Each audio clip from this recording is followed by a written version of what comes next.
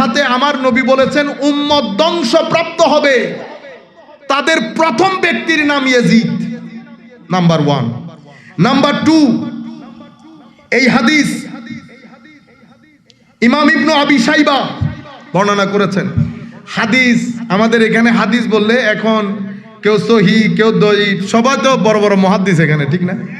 হ্যাঁ, এক ভদ্রলোক উনি ইংরেজিতে বক্তব্য দিয়েছেন, বক্তব্য দিয়ে বলতেছেন দিস হাদিস ইজ অথেন্টিক, দিস হাদিস ইজ অথেন্টিক। ওয়াই? হাজা হাদিসুন হাসানুন সহিহ অথবা হাজা হাদিসুন সহিহ। আল্লাহ, দেখছেন নি অবস্থা, জাহেল মূর্খ।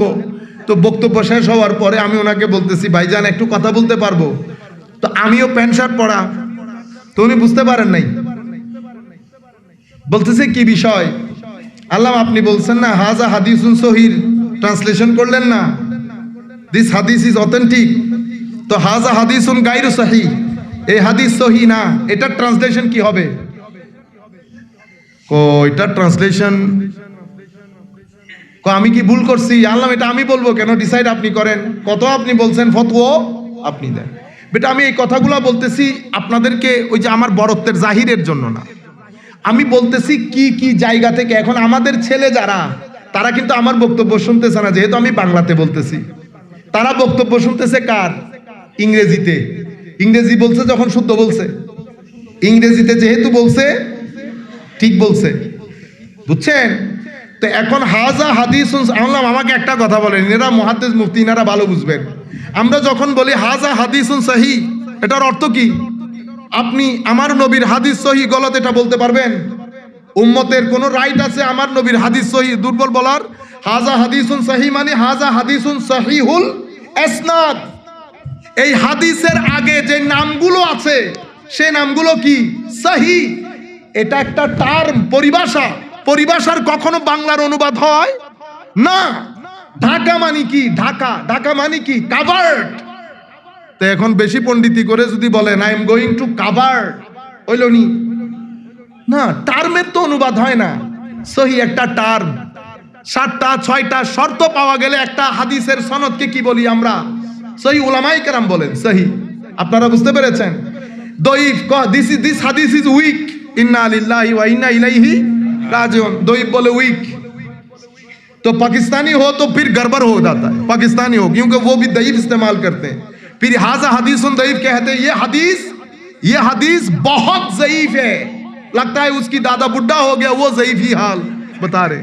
इसे नहीं है যে হাদিসের সনদে মানে সহি হওয়ার জন্য যে শর্তগুলো আছে, সেই শর্তের উঠানামার কারণে সনদ একটু নিচে আসে, একটু নিচে আসে, দঈফ পর্যন্ত যায়।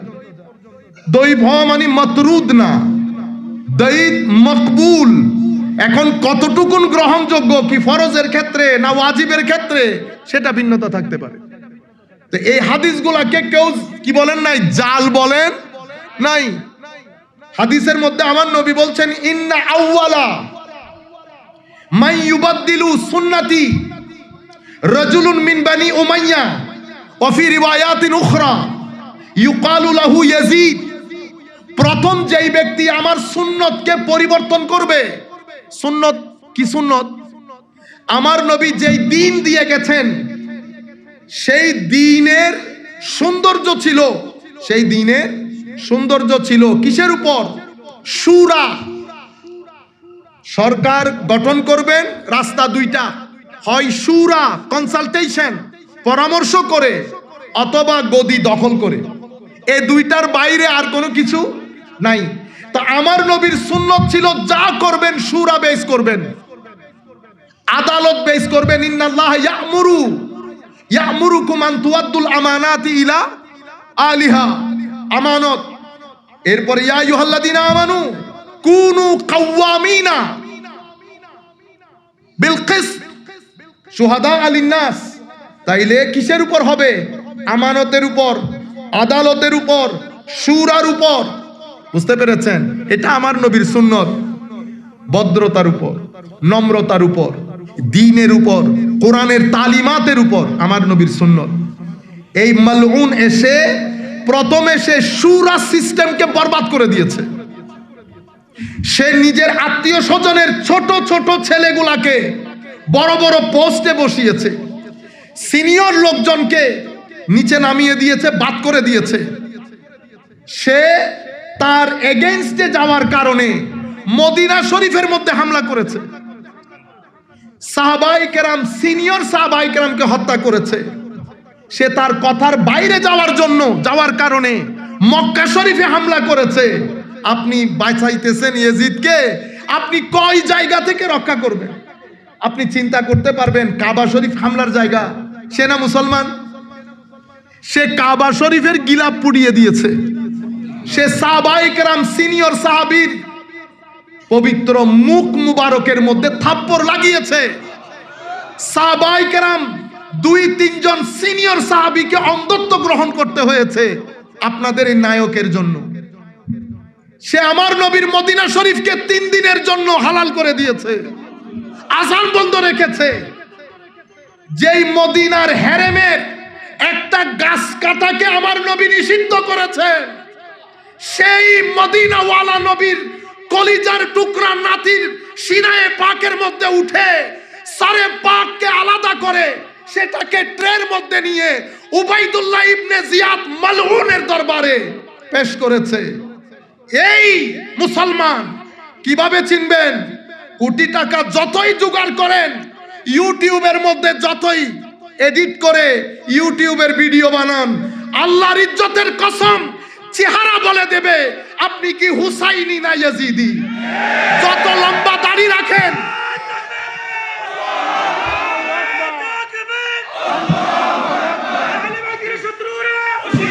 না আমি আপনাদেরকে বলছি, যদি কথা বিশ্বাস না হয়, মারা যাওয়ার পরে আপনারা চেহারা দেখতে যাবেন, চেহারা ঘোষণা করে দেবে হুসাইনি না ইয়াজিদি। হুসাইনি না, আপনারা তো ওই চেহারা যখন দেখেন, আপনারা তো আমাদের ছবি এখন আমাকে চিনতেছেন না, কারণ ভিডিওর মধ্যে সুন্দর লাগে। ভিডিওর মধ্যে কালো কালো লোক এমনি এডিট করে পোলাপাইন, কখনো কখনো আমি নিজেও চিনি না এই কি ঘটনা ঘটাইলো। তো একজন ব্যক্তির একটা বক্তব্য দেখতেছিলাম, আমার এক ছেলে পাঠাইছে, আলম এই তো এত সুন্দর না, এই তো এত সুন্দর না। আজীব বিষয়, যাদের সিনার ভিতরে নূর থাকবে, হায় হায়, যাদের সিনা আমার নবীর মদিনাওয়ালা সিনার কাছে হবে, তাদের চেহারার মধ্যে খাস এক ডিভাইন লাইট থাকবে। কেন? কারণ face is the mirror of your mind, মানে ইন্ডেক্স বলেন আর কি। আপনার সিনার ভিতরে যেটা রাখবেন সেটা চেহারায় পাক দিয়ে বের হবে। এবার সিনার ভিতরে যদি ইয়াজিদিয়ত থাকে, চেহারা অন্ধকার হবে, মৃত্যু আগে পরে লাঞ্ছিত হবেন। আর যদি সিনার মধ্যে হুসাইনিয়ত থাকে, ছিন ছিন করে চেহারা থেকে নূর বের হবে, আর ইন্তেকালের পরে চেহারা আরো উজ্জ্বল হয়ে যাবে, মুখের মধ্যে হাসি থাকবে যদি হুসাইনি হন। সম্মানিত উপস্থিতি, আমার নবী বলছেন সেই ব্যক্তির নাম ইয়াজিদ, সেই ব্যক্তির নাম ইয়াজিদ। আরেক রিওয়ায়াতের মধ্যে আমার নবী বলছেন, এই বর্ণনা মুসনাদে আবি ইয়ালা এবং দালাইলুন নবুওয়া, মুআজামুজ জাওয়ায়েদ সহ আরো অসংখ্য হাদিসে পাকের মধ্যে এসেছে। কেউ বলেছেন সনদান দাঈফ। আমরা তো এখানে ফরজ ওয়াজিব সাবিত করতেছি না, বর্ণনায় কিন্তু এসেছে। আমার নবী বলছেন, লা ইয়াজালু আমরু উম্মতি কাইমান বিল কিসত, আমার উম্মতের সমস্ত অ্যাফেয়ার আদালত বেস হবে, আদালত বেস হবে। হাত্তা ইয়াকুনা আউওয়ালা মান ইয়াসলুমুহু রাজুলুন মিন বানি উমাইয়া ইউকালু লাহু ইয়াজিদ। এই আদালতকে, আদালতের এই ইনস্টিটিউশনকে ধ্বংসকারী প্রথম ব্যক্তির নাম ইয়াজিদ, প্রথম ব্যক্তির নাম ইয়াজিদ।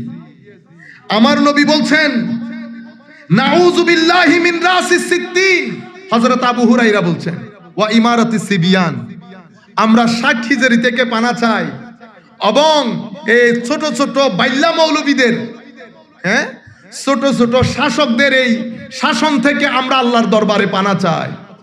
আমার নবী আরো অসংখ্য হাদিসের মধ্যে এবং কিছু হাদিসের রাবি অসংখ্য। আমি আমার উস্তাদের জবানে শুনেছি 8-8 জন সাহাবী এই ইয়াজিদের নামের হাদিসগুলো বর্ণনা করেছে। কিন্তু আমাদের ভাইয়েরা যারা ইমাম হুসাইনকে ভালোবাসে, তারা আমাকে ভালোবাসে, তাদেরকে আল্লাহ ভালোবাসে, তারা বেহেশতে যাবে। যারা এদের সাথে শত্রুতা করে, আমি তাদের সাথে শত্রুতা করি, এই হাদিসগুলো আমাদের ভাইয়েরা বলে না, উঠে যাচ্ছে। আমি আপনাদেরকে মুবারকবাদ দেব, আপনারা আমাদের জন্য একটা প্ল্যাটফর্ম তৈরি করে দিয়েছেন যে আমরা এই কথাগুলো তরুণ প্রজন্মের সাথে অন্তত শেয়ার করতে পারছি। আমি আপনাদেরকে ইয়াজিদ সম্পর্কে দুই একটি, যেহেতু আমি সংক্ষিপ্ত আকারে বক্তব্য শেষ করব 10 থেকে 12 মিনিটের মধ্যে, এখন আল্লাহ পাক তৌফিক দান করলে আমি কয়েকটি হাদিস সাহাবায়ে কেরামের, হযরত আবু বকর সিদ্দিক, ফারুক আজম, এই সমস্ত সাহাবীর কিছু হাদিস আপনাদেরকে শোনানো দরকার। সম্মানিত উপস্থিতি, আমরা একটু দরুদ শরীফ পড়ি। আল্লাহুম্মা সাল্লি আলা সাইয়্যিদিনা মাওলানা মুহাম্মদ ওয়া আলা আলি সাইয়্যিদিনা মাওলানা উরকুবু মুহাম্মাদান ফি আলে বাইতে। আমার আবু বকর সিদ্দিক যখন কথাটা বলছেন, ওনার অডিয়েন্স কি আমরা ছিলাম? আমরা তো বহুত পরে এসেছি। ওনার অডিয়েন্স হচ্ছেন সিনিয়র সাহাবী, জুনিয়র সাহাবীরা। উনি বলছেন, তোমরা আমার নবীর প্রতি সম্মান প্রদর্শন, নবীর সম্মানের রক্ষণাবেক্ষণ, এগুলা যদি পারফেক্টলি করতে চাও তো আলে রসুলকে মহব্বতের মাধ্যমে আমার নবীর প্রতি মহব্বত প্রদর্শন করো। আবু বকর সিদ্দিক এরপরে বলেছেন, ও আলে রসুল, ও হযরত আলী ও ফাতেমা, আমি আল্লাহর ইজ্জতের কসম করে বলছি, বুখারী মুসলিম শরীফের রওয়ায়াত, যে আমার নবীর আলদের আত্মীয়তা রক্ষা করা, এটার প্রতি সম্মান প্রদর্শন করা, আমার আত্মীয়তার সম্মান প্রদর্শন করার চেয়ে আমি বেশি ফজিলতপূর্ণ মনে করি। 2, আরেকটা ঘটনা আপনারা হয়তো শুনেন নাই অথবা হয়তো শুনেছেন। হযরতে আনাস বিন মালিক রাদিয়াল্লাহু তাআলা আনহু, জলিলুল কদর সাহাবী এবং সিনিয়র সাহাবীদের মধ্যে অন্যতম। তখন উনি অনেক বয়স্ক হয়ে গেছেন। সিনিয়র সাহাবীদের মধ্যে কেউ কেউ বেঁচে আছেন। জুনিয়র সাহাবীদের মধ্যে অন্যতম সাহাবী হযরতে আব্দুল্লাহ ইবনে আব্বাস রাদিয়াল্লাহু তাআলা। হায় হায় হায়, হযরত আনাস বিন মালিক একটা জানাজা পড়িয়েছেন। বর্ণনাটা যদি এভাবে শোনাই, আনিস শাআবী, ইমাম শাআবী বর্ণনা করছেন, قال صلى زيد بن ثابت على جنازة ثم قربت إليه بعلته ليركبها فجاء عبد الله بن عباس رضي الله تعالى عنهما فأخذ بركابه। হায় হায় হায়, জানাজা পড়ানোর পরে বুড়া হয়ে গেছেন, তো বৃদ্ধ হয়ে গেছেন, তো উনার যেই সাওয়ারির উপর সাওয়ার হয়ে গেছেন, এটা একটু কাছে এনেছেন। আপনারা গাড়ি কাছে আনেন না, এরকম। হায় হায়, হযরতে আব্দুল্লাহ ইবনে আব্বাস, জলিলুল কদর মুফাসসির, আমার নবীর আল, দৌড় দিয়ে গিয়ে হযরতে আনাস বিন মালিকের সাওয়ারির রশি হাতে নিয়ে নিয়েছে, রশি হাতে নিয়ে নিয়েছে। এটা দেখার পরে আনাস বিন মালিক বলছে, আব্দুল্লাহ এই কাজ করিও না, এই কাজ করিও না। তখন হযরতে আব্দুল্লাহ ইবনে আব্বাস বলছেন, এটাই আমাদের পূর্বপুরুষরা আমাদেরকে শিক্ষা দিয়ে গেছেন, বড়দেরকে সম্মান কিভাবে করতে হয়। এটা বলার পরে হযরত আনাস বিন মালিক, জলিলুল কদর সাহাবী, ছোট্ট বাচ্চা আব্দুল্লাহ ইবনে আব্বাস রাদিয়াল্লাহু তাআলা আনহুর হাত মুবারক নিয়ে চুমু খেলেন। হযরত আব্দুল্লাহ ইবনে আব্বাস হাত সরিয়ে ফেললেন। হুজুর, এটা আপনি কি করছেন? হাকাযা উমিরনা আন নাফআলা বিআলি বাইত রাসূলিল্লাহ সাল্লাল্লাহু আলাইহি ওয়াসাল্লাম। বেটা, আমাদেরকেও আমাদের পূর্বপুরুষরা শিখিয়েছে আমরা যেন আলে রাসূলকে এভাবে মহব্বত করি, এভাবে মহব্বত করি। এভাবে আরো একটা হাদিসের মধ্যে সাইয়্যিদনা আনাস বিন মালিক রাদিয়াল্লাহু তাআলা আনহু এভাবে বর্ণিত হয়েছে যে হযরতে সাবিত আল বুন্নানি, রিওয়ায়াতের মধ্যে কেউ বিন্নানিও পড়ে, আমরা বুন্নানি পড়ি। মুহাদ্দিসদের সামনে ওলামাদের সামনে জেদ জবর দিয়ে পড়া বড় কঠিন কাজ। হ্যাঁ, হযরতে সাবিত আল বুনানী রাহমাতুল্লাহ আলাইহি ইয়াতি ইলা আনাস ইবনে মালিক ওয়া ইয়াকুলু লাহ আতিনি ইয়াদাকা, হায় হায়, আল্লাতী মাসাসতা বিহা রাসূলুল্লাহ সাল্লাল্লাহু আলাইহি ওয়াসাল্লাম। হুজুর হাতটা একটু দেন, হাতটা একটু দেন, যেই হাত দিয়ে আপনি আমার নবীকে স্পর্শ করেছেন। হে তরুণ, এই ইশকের মেসেজ আপনাদের কাছে পৌঁছাইতে চাচ্ছি। আপনারা আপনাদের সন্তানকেও আমার নবীর ইশকের এই তালিম দেন, আলে রাসূলের ইশকের এই তালিম দেন, আউলিয়ায়ে কেরামের নিসবতের শিক্ষা দেন। আল্লাহর ইজ্জতের কসম, দুনিয়াতে যাওয়ার একদিন আগে হলেও ঈমান নিয়ে পৃথিবী ছেড়ে যাবে। মোহাব্বত আলা সিনাকে আমার আল্লাহ কখনো মৃত্যু দেবে না যতক্ষণ পর্যন্ত পরিপূর্ণরূপে ঈমানের মধ্যে দাখিল না হবে। মোহাব্বত এক আজীব জিনিসের নাম। এটা মানুষকে রাতে শুতে দেয় না, চোখ দিয়ে পানি বের করায়। এটা ইত্তেবা এতাতের দিকে মানুষকে ধাবিত করে। মোহাব্বত শিক্ষা দেন, ছেলে উগ্রতা থেকে বেঁচে যাবে। হযরতে সাবিত বলছেন, আমাকে সেই হাত যেটা দিয়ে আপনি আমার নবীকে স্পর্শ করতেন, হাত দেওয়ার পরে হযরতে সাবিত আল বুনানী উনি একটু আগে আসলেন, হাত দিলেন, ফাকাব্বালাহা। হযরত সাবিত আল বুনানী হাত মুবারকের মধ্যে কি করলেন? চুমু দিলেন।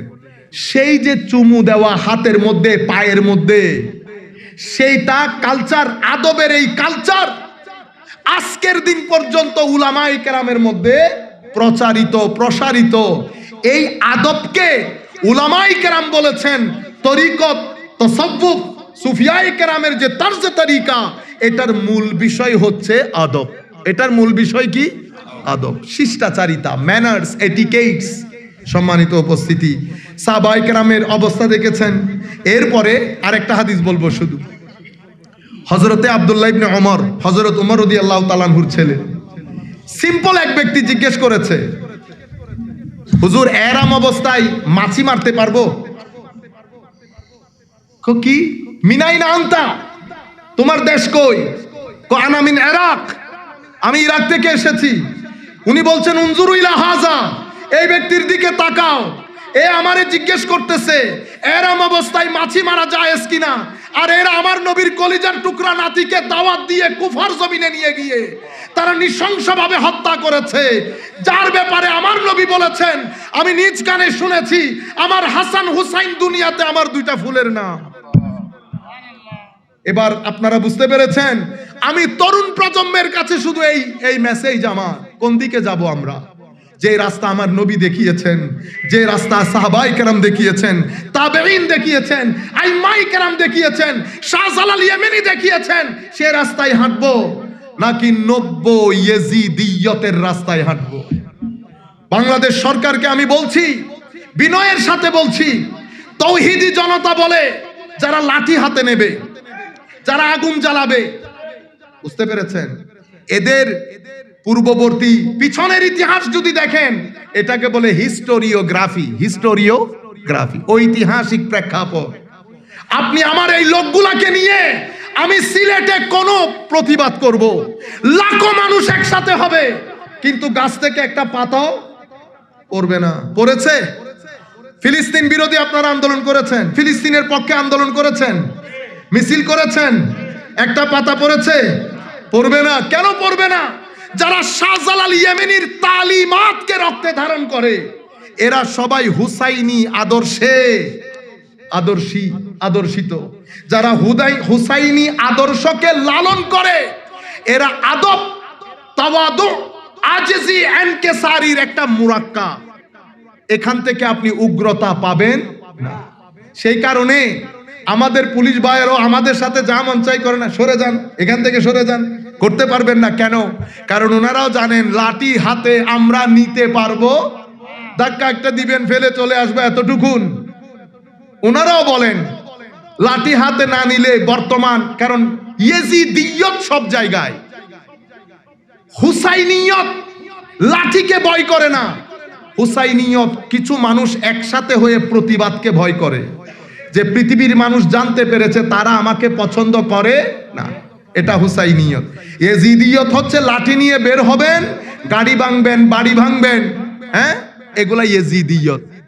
এখন আমার সামগ্রিকভাবে আমি এজিদিয়তকে লালন করি, হুসাইনিয়তের কথা বলি। সম্মানিত উপস্থিতি, আমরা আর কথা না বাড়াই, অনেকক্ষণ ধরে আপনারা বক্তব্যগুলো শুনছেন। আমাদের করণীয় কি? আমাদের করণীয় আজকের দিন থেকে আমরা দ্বীনের পথে যদি ফেরত না যাই, তাইলে সুম্মা রাদাদনাহু আসফালা সাফিলিন, একেবারে ধ্বংসের অতল তলে তলিয়ে যাবেন। আপনি বলবেন, হুজুর এটা কি ধরনের কথা বললেন? রাস্তাঘাট পাকা হয়ে গেছে, আমাদের গাড়ি আছে, ব্যাংক ব্যালেন্স আছে, তো ধ্বংসের অতল তলে কোন দিকে তলিয়ে গেলাম? আপনি ধ্বংস বুঝেনই নাই। আপনি মনে করতেছেন পেট ভরা আছে, শান্তি। তো এরকম হইলে আমেরিকা তো সবচেয়ে বড় শান্তির দেশ, ঠিক না? আসলে কি আমেরিকা শান্তির দেশ? শান্তিতে থাকলে কেউ নিজের স্ত্রীকে তালাক দেয়? শান্তিতে থাকলে ঘর থেকে বের হয়ে অস্ত্র দিয়ে 10-12 জনকে মেরে ফেলে? হ্যাঁ, শান্তিতে থাকলে কেউ এই যে ফিলিস্তিনের বুকে ছোট ছোট বাচ্চাদেরকে মেরে ফেলতেছেন, চোখে আসতেছে না নজরে? আপনি যদি মানুষ হতেন, হায় হায় হায়, আপনি হত্যা করতে দিতেন না। কেন করতেছেন? কারণ মানুষ, আপনি মনুষ্যত্ব নাই। মানুষ দুইটা জায়গার মাঝখানে হাঁটে, হয় ইনসান নয় হাইওয়ান, হয় ইনসান নয় হাইওয়ান। আর হাইওয়ান যখন হয় তখন তলায় তলায় তলায়। উলাইকা হুম কাল আনআম বাল হুম আদাল উলাইকা হুমুল গাফিলুন। তাইলে আপনি যখন ইয়াজিদিয়তকে গ্রহণ করবেন, ইয়াজিদিয়তের শক্তি ছিল, সামর্থ্য ছিল, টাকা ছিল, পয়সা ছিল, শান্তি ছিল না। কাবা শরীফে আক্রমণের এই কিছুদিনের ওই সময়কালে এই মালউন দুনিয়া থেকে চলে গেছে। পৃথিবীর কোন মানুষ জানে না তার কবরস্থান কোথায়, কোন জায়গায়, কোন গর্তে তাকে ঢুকানো হয়েছে। পৃথিবীর মানুষ জানে না, থুতু দিতে যেত পৃথিবীর মানুষ। বুঝতে পেরেছেন কেন? কারণ শক্তি সামর্থ্যের মধ্যে, টাকা পয়সার মধ্যে সুখ নাই। শাহাদাতে ইমামে হুসাইন পৃথিবীর মানুষ জানে না। কেউ বলে সারে পাক মিশরে, কেউ বলে ওই জায়গায়। যেখানে যেখানে বলা হয় যে ইমামে হুসাইনের সারে পাক শরীর মুবারক, এই জায়গায় লাখো মানুষ জিয়ারত করে, লাখো মানুষ জিয়ারত করে। আপনারা বুঝতে পেরেছেন এখন পৃথিবী শান্তিতে নাই, পৃথিবী সুখে নাই, আমাদের বাংলাদেশও শান্তিতে নাই। আমাদের ছেলেগুলা দিন দিন অসামাজিক কার্যকলাপের সাথে যুক্ত হচ্ছে, আমাদের ডিভোর্স রেট বেড়ে যাচ্ছে, আমাদের ছেলেপুলে বিয়ে করতে চাচ্ছে না। কারণ অশ্লীলতা যদি সমাজের রন্ধ্রে রন্ধ্রে ছড়িয়ে পড়ে, অশ্লীলতা সমাজকে অস্থির করে, অস্থিরতা ক্রাইম রেট বাড়িয়ে দেয়, অস্থিরতা ডিভোর্স রেট বাড়িয়ে দেয়, অস্থিরতা মানুষে মানুষে যে সম্পর্ক, সেই সম্পর্ককে ড্যামলিশ করে দেয়, ড্যামেজ না ড্যামলিশ করে দেয়। সেই কারণে আমার নবী সোসাইটিকে অশ্লীলতা মুক্ত করেছে, সোসাইটিকে তাসকিয়া মুখী করেছে, মানে ভিতর জগৎ পবিত্র করা। কারণ ইনসান লাকাদ খালাকনাল ইনসানা ফি আহসানি তাকওয়িম, একটা হচ্ছে হুসাইনি ইনসান। যেদিক থেকে তাকাবেন আপনি বলবেন ওয়াও ইনসান, হাউ অ্যামেজিং ইউ আর। চেহারা দেখেন অ্যামেজিং, আখলাক দেখেন অ্যামেজিং, ভদ্রতা অ্যামেজিং, কথাবার্তা অ্যামেজিং। লাকাদ খালাকনাল ইনসানা আহসানি তাকওয়িমের কোন প্র্যাকটিক্যাল ডেমনস্ট্রেশন যদি আপনি দেখতে চান, এটার বেস্ট এক্সাম্পল হচ্ছে সাইয়েদনা ইমামে হুসাইন রাদিয়াল্লাহু তাআলা আনহু। সুম্মা রাদাদনাহু আসফালা সাফিলিন, এটার এক্সাম্পল যদি দেখতে চান, রুয়ে জমিনের মধ্যে বেস্ট এক্সাম্পল হচ্ছে ইয়াজিদ। Best example Yazid. হক আসার পরেও নিজেকে হকের রাস্তায় না রেখে হাইওয়ানের রাস্তায় গেছে, অতঃপর নিচে নেমেছে, অতঃপর নিচে নেমেছে, অতঃপর ধ্বংসের অতল গহ্বরে হারিয়ে গেছে। সুম্মা রাদাদনাহু আসফালা সাফিলিন। উম্মত কোথায় যাব? কো ইল্লাল্লাযীনা আমানু ওয়া আমিলুস সালিহাত। এরপরে ইল্লাল্লাযীনা আমানু ওয়া আমিলুস সালিহাত, তারপরে কি? হ্যাঁ, আজরুন গায়রু মামনুন, অথবা ইল্লাল্লাযীনা আমানু ওয়া আমিলুস সালিহাত ওয়া তাওয়াসাউ বিল হক ওয়া তাওয়াসাউ বিস সাবর। কিন্তু আমাদের করণীয় কি?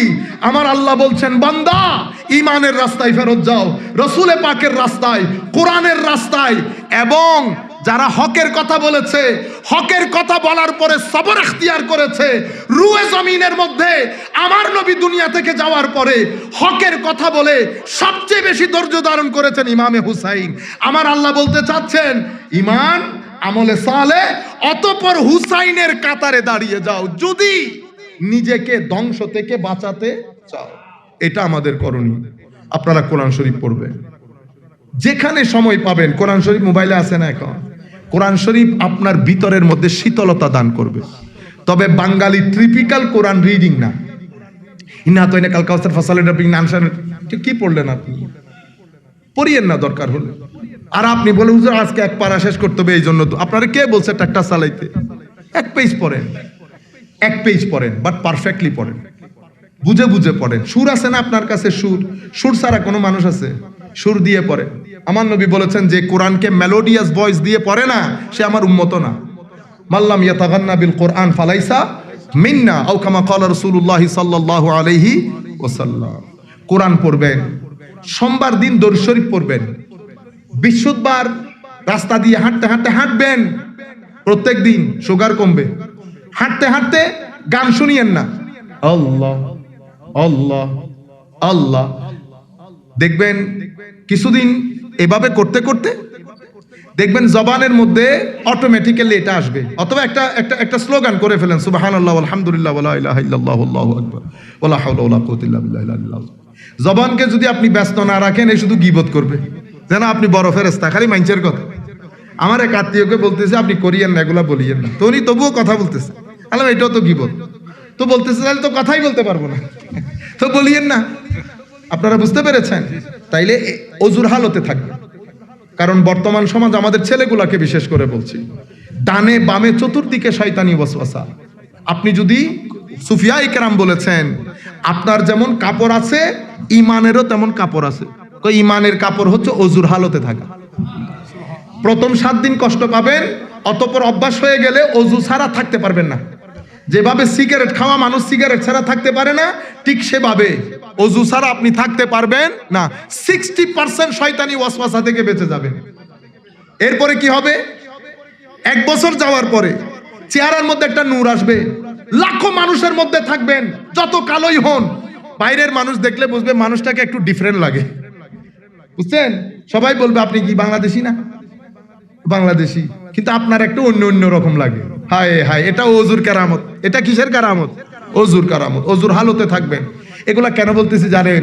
আপনাদেরকে বলা হয়েছে ধর্ম না মানলে কবরের মধ্যে আযাব আছে। ভাই, কবর অনেক দূরে, এটা আমার আল্লাহর কুদরতির হস্তে ছেড়ে দিয়েছি। আমার আল্লাহ মাফ করে দেবেন, আমার আল্লাহ দয়াশীল ক্ষমাশীল। আমাদেরকে জাহান্নামে দিয়ে আল্লাহর কোনো লাভ আছে? ও আল্লাহ ভয় লাগাইতো। আপনার মা আপনাকে ভয় লাগাই নাই? আপনার বাবা বলে নাই আজকে ঘরে আইলে টাং বলে নাই? আমার বাবা তো প্রত্যেক দিন পায়টা ভেঙে ফেলছে, আইও না আজকা। আর আমার মা ছিল পিঠের চামড়া তুলে নিবে। মানে মাগরিবের সময় আপনারা বোধহয় অনেকে পেয়েছেন, আমরা আগে ঘরে বসে দরুদ শরীফ পড়তে হইতো না। নামাজ পড়েন আর না পড়েন, বাইটা প্যান্ট শর্ট প্যান্ট পরে হলেও দরুদ শরীফ পড়তে হইতো। ঘরে ঢুকতে পেরেছেন? তো দরুদ শরীফ ছাড়া ফুটবল খেলে আসলে আমার মা কি বলতো? ও আইও আজকে। তোমার চামড়া যদি তুলে না নেই, আমি তোমার মা না। আমার চামড়া আমার পিঠে কিন্তু রয়ে গেছে, আমার পিঠের চামড়া পিঠে রয়ে গেছে। বাবাও বলেছে পা ভেঙে দেবে, পাও পায়ের জায়গায় রয়ে গেছে। তো সামান্য দয়া নিয়ে বাবা থ্রেড দেওয়ার পরও পা পায়ের জায়গায় থেকে যায়। আমার আল্লাহ ওই 99% রহমত আমার আল্লাহর কুদরতির হস্তে রেখে দিয়েছে। সে আল্লাহ যে আমাকে জাহান্নামে ঢেলে দিবে। যুবক, তোমাকে রাত দিন জাহান্নামের ভয় দেখায়, যারা ভয় দেখায় তাদেরকে বলবা বেটা জাহান্নামও সৃষ্টি, আমিও সৃষ্টি, কিন্তু আমি আশরাফুল মখলুকাত, জাহান্নাম আশরাফুল মখলুকাত না। জাহান্নাম থেকে বেঁচে থাকবো, জাহান্নামের মালিককে ভয় পাবো। ভয় জাহান্নামের না, ভয় জাহান্নামের মালিকের। আপনারা বুঝতে পেরেছেন? ভয়াবহ হবে কিয়ামত। এগুলো আমাদের বক্তব্য যা শুনছি। তো একটা মাহফিলের মধ্যে হুজুর কিয়ামতকে এমন ভাবে বর্ণনা করছে, মনে হয় যেন আল্লাহ বসে আছে একটা বড় হ্যামার নিয়ে। ওরে খোদা, আরে বেটা, বনি ইসরাইলের 99 জনকে হত্যা করেছে, অতঃপর 100 জনকে হত্যা করেছে। এমন ব্যক্তিকেও আমার আল্লাহ মাফ করে দিয়েছে। বুঝতে পেরেছেন আপনারা? তো আমি বলতেছি হুজুর, কিয়ামতের মধ্যে কি খালি মায়ের কথা আসছে? আপনি একটা একটা আয়াত পড়েন, আমি দেখি কোন জায়গার মধ্যে শুধু মায়ের কথা এসেছে। প্রত্যেক যেই জায়গায় কিয়ামতের ভয়াবহতার বর্ণনা এসেছে, একই আয়াতের মধ্যে কিয়ামতের রহমতের বর্ণনা এসেছে। আসে নাই? ইন্নাল্লাযীনা সাবাকাত লাহুম মিনাল হুসনা উলাইকা আনহা মুবাদুন লা ইয়াসমাউনা হাসিসাহা ওয়া হুম ফী মাশতাহাত আনফুসুহুম খালিদুন লা ইয়াহজুনুহুমুল ফাযাউল আকবার ওয়া তাতালাক্কাহুমুল মালায়েকা হাযা ইয়াউমুকুমুল্লাযী কুনতুম তুআদুন। আজকে আপনাদের দিন, এনজয়। আজকে আপনাদের দিন, এনজয়। কিন্তু আপনাদের, আমাদের ছেলে, আমার এক পরিচিত মানসিকভাবে অসুস্থ হয়ে গেছে, জাহান্নামের ভয় দেখাইতে দেখাইতে, কবরের আযাবের ভয় দেখাইতে দেখাইতে। আমার ভাই, আযাব যখন বলবেন রহমতের কথা বলবেন, এটা আমার আল্লাহর সুন্নত। কোরআনের হেন কোনো আয়াত নাই যে আয়াতে আমার আল্লাহ শুধু আযাবের কথা বলেছে, রহমতের কথা বলে নাই। যেই জায়গায় আযাবের কথা এসেছে আগে রহমতের কথা এসেছে। কিন্তু আমরা এগুলা বাদ দেই। দুনিয়ার মধ্যে তো আপনি শান্তি চান। আমি তরুণ প্রজন্মকে বলছি, দিন বাদে, আমার নবী বাদে দুনিয়াতে শান্তি পাবেন না। আপনার বাপ দাদারা দেখছেন না, আরামে খাইতেছে, ঘুমাইতেছে, কোনো টেনশন আছে? হায় হায় হায়, উনাদের বয়সী যারা ইংল্যান্ড আমেরিকাতে থাকে, হায় খোদা, আমার সামনের বাসা 99 বছর পরে 100 বছর পূর্তি করেছে সে। হায় হায়, ঘরের মধ্যে একা একা হাঁটতে, কই জোহরের সময় নার্স আসবে, এরপরে মরে পড়ে থাকেন। টেলিফোন না তুললে বুঝতে পারে যে পড়ে মরে আছে। কি সুন্দর জীবন, কি সুন্দর জীবন। সে ব্যক্তি আমাকে বলতেছে, সাইফ, তোমরা যেভাবে করো আমাদের ছোট কালেও আমরা সেভাবে বাবাকে করতাম। উনি আমাকে বলতেছেন, আমাদের ছোট কালে স্কুলে মারতো ডান্ডা দিয়ে, কিন্তু একটা নির্দিষ্ট সময়ের পরে হারিয়ে গেছে সব। উনি বলতেছেন, আমার ভয় হচ্ছে তোমরাও বোধহয় আস্তে আস্তে আমাদের রাস্তায় আছো। হ্যাঁ, আমরা বলছি আমরাও তোমাদের রাস্তায় আছি। কারণ কিছু মুনাফেক আমাদের উপরে বসে থাকে, তারা শুধু আমাদেরকে ওই মুখী করে, বুঝতে চাই না ওই দুনিয়াতে শান্তি আছে কিনা। নাটক, টিভি, সিনেমা সবকিছুতে শুধু গাড়ি দেখায়, সুন্দর সুন্দর বাড়ি দেখায়, কিন্তু ভিতরে যে হাহাকার আছে এটা কেউ দেখায় না। এই মানুষটার জীবন নিয়ে ডকুমেন্টারি করেন না, একটা দেখান মানুষকে। আমাদের ছেলেরাও শুরু করেছে এখন, মা বাবার খবর নেয় না। আর আমাদের মেয়েগুলো বিয়ের পরে হাই হাই, শ্বশুর শাশুড়িকে আর বরদাস্ত করে না। যেই ঘরের জামাই শ্বশুর শাশুড়িকে বেশি ওয়েলকাম করে সেই ঘরে শান্তি। এটার নাম ইয়েজিদিয়ত, এটার নাম ইয়েজিদি। হোসাইনিয়ত হচ্ছে ব্যালেন্স করা। আমার বাপ দাদারা ব্যালেন্স করেছে, আমার মারা ব্যালেন্স করেছে। মনে রাখবেন, মারাও তো শুনতেছেন, আপনার কবর কিন্তু কোথায় হবে? শ্বশুর বাড়িতে। আমার মার কবর, আমার মার ভাইয়েরা জানেন জিয়ারত করতে আসে, কালে 6 মাসে একবার আমার মার জিয়ারত করে আমার মায়ের শ্বশুর বাড়ির লোকজন। সুতরাং আমরা বলছি না কাউকে ঢুকাইতে, কাউকে বের করতে, ব্যালেন্সের কথা বলছি। ব্যালেন্স, ইন্নাল্লাহা ইয়ামুরু বিল আদল। আদল করেন, শান্তি পাবেন না, শান্তি পাবেন না। আমার নবীর দেখানো বিধান থেকে 1 ইঞ্চি তার উদার হলে শান্তি পাবেন না। রয়ে গেল গুনাহ। হায় হায়, গুনাহ করব, রাতে আল্লাহর দরবারে আল্লাহর কুদরতের কদম ধরে পড়ে থাকবো, আল্লাহ মাফ করে দাও, আল্লাহ মাফ করে দাও। মারে বেড়াই ধরলে, জড়াই ধরলে মা 2 মিনিট পরে হাসি দেয়। এটা আমার আল্লাহর রহমতের 100 ভাগের 1 ভাগের ফোঁটা। আর 100 ভাগ রহমত 99 ভাগ নিয়ে আমার আল্লাহ বসে আছেন, আমার আল্লাহ বসে আছেন। সেই আল্লাহ বলতেছেন, বান্দা লা তাকনাতু মির রাহমাতিল্লাহ ইন্নাল্লাহা ইয়াগফিরুয যুনুবা জামিআ। তুমি কেন পেরেশান হচ্ছিস বান্দা? চিন্তা করিস না, আমি কথা দিচ্ছি মাফ করে দেব, মাফ করে দেব। কিন্তু কারো উপর জুলুম করবেন না, কারো হক টানাটানি করবেন না। টাকা আপনার হলে নিবেন, লাখ টাকা বাইরে দিয়ে চলে গেলে মনে করবেন আবর্জনা। যেই তারিখে মানুষের টাকা ভিতরে ঢুকাবেন, আরেক জানালা দিয়ে আপনার শান্তি বের হয়ে যাবে। যদি চান পরিবার পরিজন নিয়ে শান্তিতে থাকতে, প্রথমে তো কারো টাকা পকেটে ঢুকাবেন না, লাখ টাকা চলে যায়। পৃথিবীতে এই টাকা যারাই ঢুকাইছে, হায় হায়, হজম হয় না। এরপরে মনে করতেছেন কজুর মৃত্যুর পরে মারা যাব, কবরে ঢুকে যাব। জান বের হওয়া এত সহজ না। নিজের চোখে দেখেছি, নাক দিয়ে রক্ত পড়া শুরু হয়েছে, জান বের হয় না, জান বের হয় না। এরপরে যেই কারণে ঘটনা ঘটেছে তারে ডেকে এনেছি, বেটা মাফ করে দে, মাফ করে দে বেটা। হুজুর বহুত কষ্ট দিছে, মাফ করবো না। আল্লাহ জান বের হবে না এর। এ মনে করেছিল, অসংখ্যবার জুমার মসজিদে বলেছি, বান্দা জান বের হওয়া এত সহজ না। খবরদার, মানুষের উপর জুলুম করবেন না, ভাই বোনের উপর জুলুম করবেন না।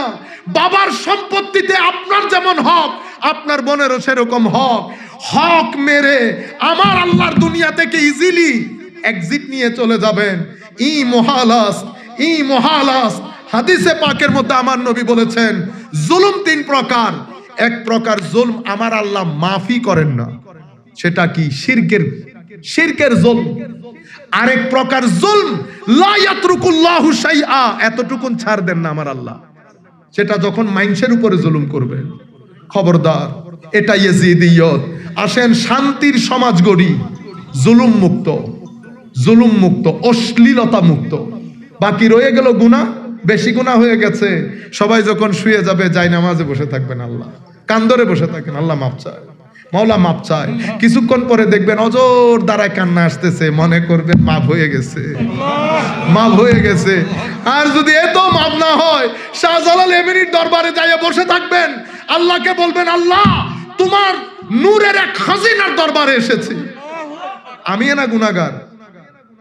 গুনাহগার, আমি তো মানতেছি, কিন্তু আমি আপনাকে যে মানি এটাও তো সত্য, এটা মিথ্যা নেই।